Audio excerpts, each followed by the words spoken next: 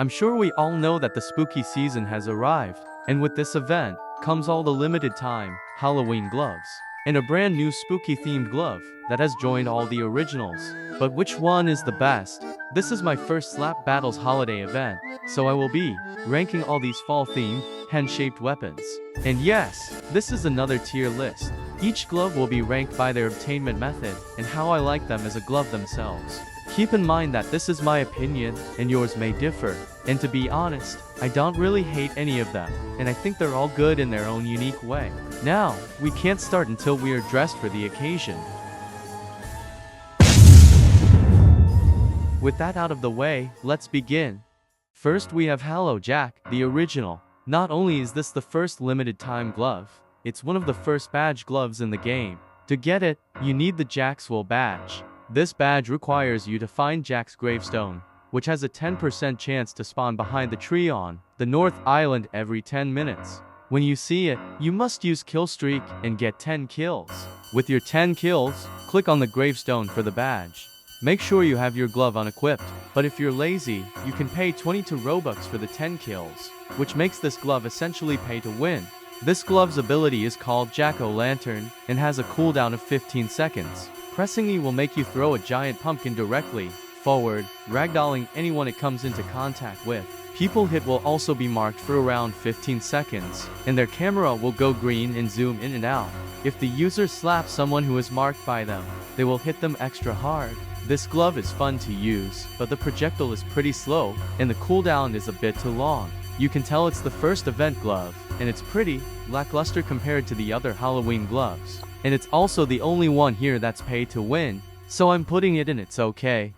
Next, we have Rattlebones. For this, you need to have the Candy King badge. It requires you to get 1000 candy corns, which can be seen at the top right corner of your screen. Candy corns spawn all around the map, and is pretty common. It shouldn't be too hard. I was able to get it in a day, but then again, I play a little too much. Materialize is by far the best glove for grinding, because of its quick teleport and short cooldown. If you don't have that, use other fast gloves, like Speedrunner, Ice Skate, or Cloud. This glove's ability is called Larry, and has a cooldown of 10 seconds. Pressing E will spawn a giant skeleton from the ground in front of you. The skeleton, aka Larry, will start to chase anyone that is closest to him. When Larry touches someone, he will explode, dealing knockback to his victim.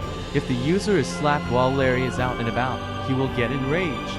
This causes him to glow red, and he will be faster and deal more knockback than usual. And finally, if the user touches Larry's head, they will be able to ride him. While riding him, the user can control where Larry goes. This glove is fairly easy to get, and its ability is incredibly funny and fun to use. Even if the obtainment is a little bit grindy, I think the others just don't stand a chance compared to this absolute masterpiece. So it goes in peak. Up next is Witch. This is the one and only Slap Royale event glove, and if you watched my game mode tier list, you should know my opinions on SR. To get this glove, you will need the Witch's Brew badge. To get this, you must find a Witch's Brew in Slap Royale, which can only be dropped from a witch user. Drinking it will quickly kill you and give you the badge. This can be really easy to get, but for some, it can be obnoxiously difficult, either because of the incessant hackers or lack of people who have it or will give it. It's really just luck based. It has an ability with a 90-second cooldown. Pressing E will give you 1 out of 5 in Halloween brews that will give a stat buff, excluding Witch's Brew. These can buff your power, speed, jump capability, and health when consumed. This is considered one of the best Slap Royale gloves because of these game-changing items. I don't personally play SR often, so I won't be using this as much as the rest. Even if I did, the cooldown takes so long, and the buffs aren't as good as I'd like them to be.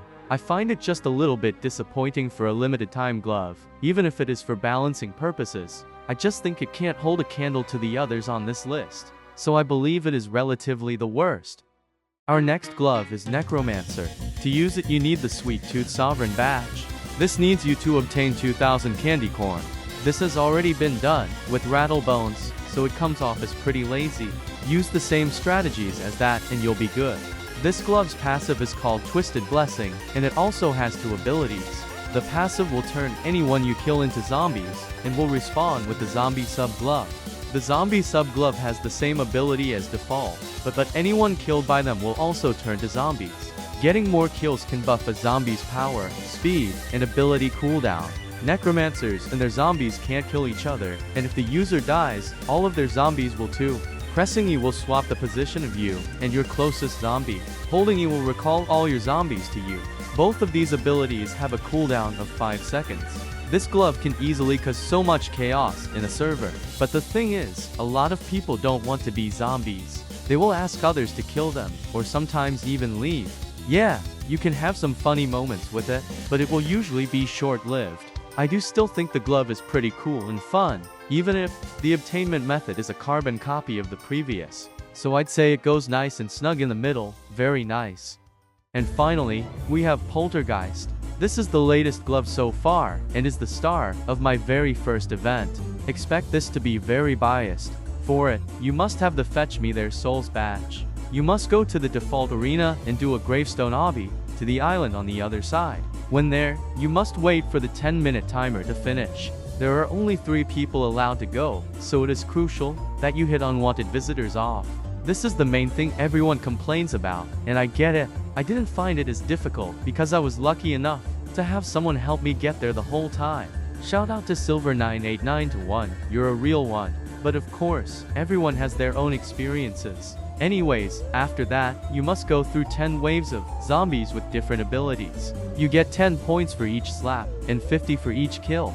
Using 500 points on the gate unlocks the rest of the map, including a glove crate. You must pay 950 points for one, and it ranges from useless gloves to absolutely vital ones. What you get is completely random, so I get how it may suck to some. I personally usually got good ones, so that helped me get it. At the final wave, there is a giant zombie boss that takes no knockback, but instead health damage. The easiest way to cheese it is to get barrel, go into the house, and spam ability.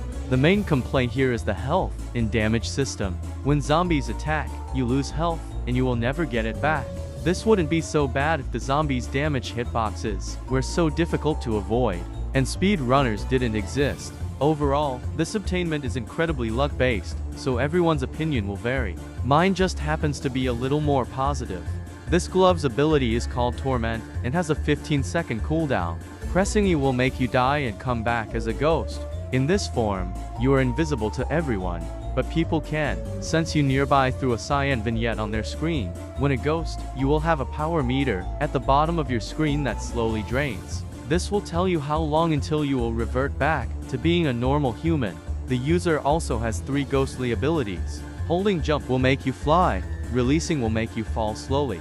Clicking will cause you to spook nearby players, showing them a scary or funny image. When spooked, victims lose control and run the opposite direction for around 3 seconds. This has a 5-second cooldown. Pressing E will spawn a random prop and fling it at the closest person, with varying power depending on the prop.